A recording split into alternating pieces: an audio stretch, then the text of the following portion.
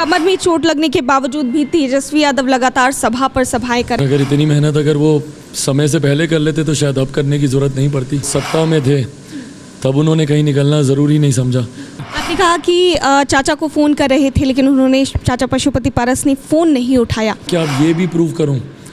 आप चाहिएगा तो मैं आपको व्हाट्सएप कर दूं। मैं ये भी तो उम्मीद रखता था कि अगर मेरा फ़ोन नहीं भी जाता, पिता थे ना आप मेरे, उन्होंने मुझे ना अपना बेटा कभी माना था ना कभी मानेंगे। रामविलास के राष्ट्रीय अध्यक्ष फिलहाल हमारे साथ हैं और इनसे बातचीत करेंगे। हाजीपुर में नॉमिनेशन के बाद चिराग जी हमारी आपसे बातचीत नहीं हो पाई थी, वहाँ का जो माहौल है, लोगों का उत्साह है, किस तरीके का आपको देखने को मिला? भीड़ तो अथाह आप देख सकते हैं कि उमड़ी थी, तस्वीरों में सब लोगों ने देखा।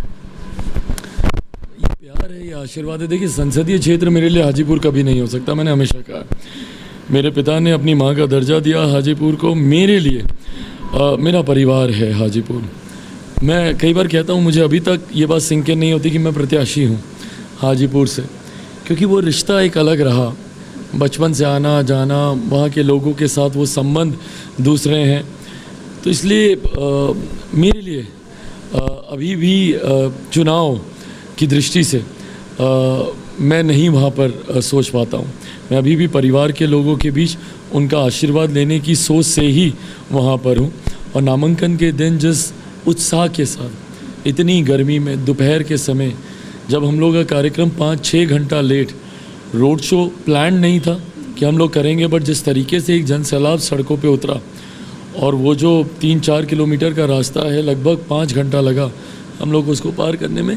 तो ये सब वो प्यार है जो मुझे लगता है पापा को मिलता था और अब शायद मुझे मिल रहा है। अच्छा, आपका एक वीडियो भी सामने आया जिसमें आपने कहा कि मेरे पापा के बाद जाने के लिए पापा के जाने के बाद माँ जो है वो फ़िलहाल वो ही मेरी माँ है, वो ही मेरे पापा। तो वो भावुक कर देने वाला एक वीडियो था जो सोशल मीडिया पर। देखिए, परिवार के बीच था, भावनाओं से बात कर रहा था। आपने देखा होगा, मेरे लिए वो राजनीतिक मंच नहीं था। मेरे बाकी मंचों पे जिस तरीके से मेरे भाषण होते हैं वो नहीं था, वो भावनाएं थी। और वो गाहे बगाहे ऐसी जगहों पे ही वो भावनाएं एक्सप्रेस होती हैं जहाँ पे उनकी कद्र होती है। और हाजीपुर की जनता ने हमेशा मेरी भावनाओं का सम्मान रखा है। पार्टी परिवार टूटने के बाद पहली बार जब मैं पटना आया था तो सीधा हाजीपुर ही गया था। उस वक्त भी लोगों ने मुझे सर आँखों पर रखा था, तो अपनी दिल की बात उनसे की। आपके दोनों कैंडिडेट्स, राजेश हो या फिर शांभवी हो, वो भी जी तोड़ मेहनत कर रहे हैं। नहीं, बहुत मेहनत कर रहे हैं दोनों, and I am really proud of them. दोनों ने दिन रात एक किया। और सबसे बड़ी बात है कि लोगों का जो प्यार उन दोनों को मिल रहा है, राजेश को खगड़िया में हो या शांभवी को समस्तीपुर में हो, और जिस ह्यूमिलिटी के साथ, जिस अपनेपन के साथ ये जनता के बीच दोनों जा रहे हैं, अपनी बातों को रख रहे हैं और जनता को ये विश्वास दिला रहे हैं कि एक नए बिहार के निर्माण में दोनों की एक अहम भूमिका होगी। पढ़े लिखे बैकग्राउंड से दोनों आते हैं, यंग हैं, विजनरी हैं, बिहार को लेकर, अपने क्षेत्र को लेकर इनकी अपनी सोच है। तो मैं मानता हूँ और मेरा पूरा विश्वास है, फीडबैक्स हैं हम लोग के पास भी, सर्वेज़ हैं।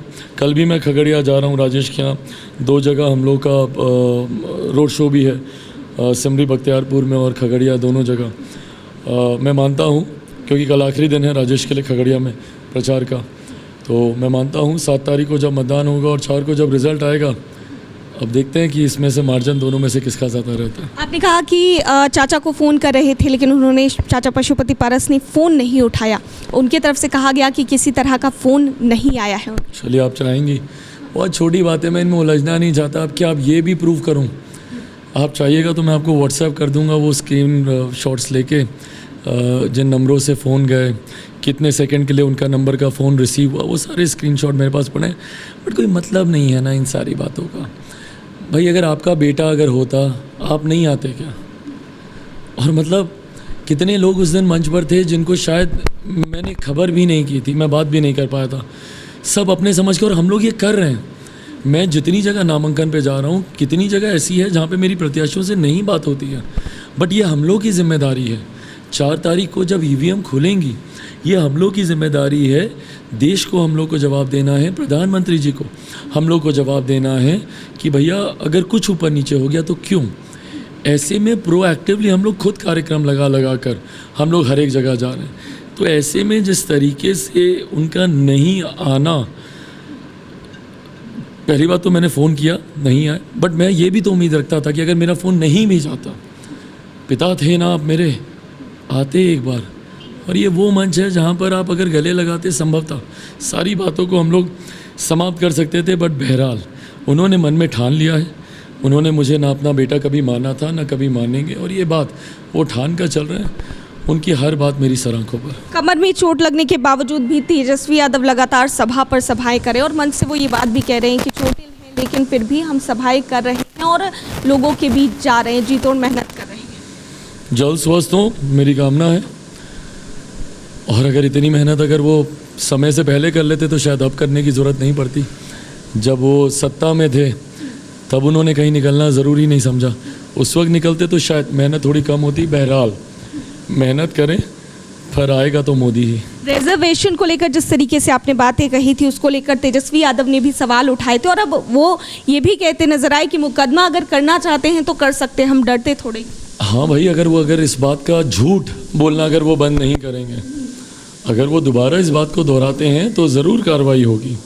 क्योंकि उनके पास या तो वो दिखा देना मेरा कोई भी वीडियो जहाँ पे मैं ऑन रिकॉर्ड जिस वाक्य का उन्होंने इस्तेमाल किया है, अगर मैं कहीं भी ऑन रिकॉर्ड उस वाक्य को मैं बोल रहा हूँ तो मुझे बताएं।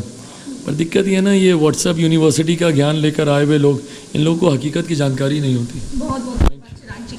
तो देख सकते हैं लोक जनशक्ति पार्टी रामविलास के राष्ट्रीय अध्यक्ष चिराग पासवान से बातचीत हो रही थी और हाजीपुर में नॉमिनेशन के बाद क्या कुछ कहते नजर आए हैं साफ तौर से आपने सुना। कैमरा पर्सन ऋतिक के साथ मैं दक्षा प्रिया, दर्श न्यूज़ पटना।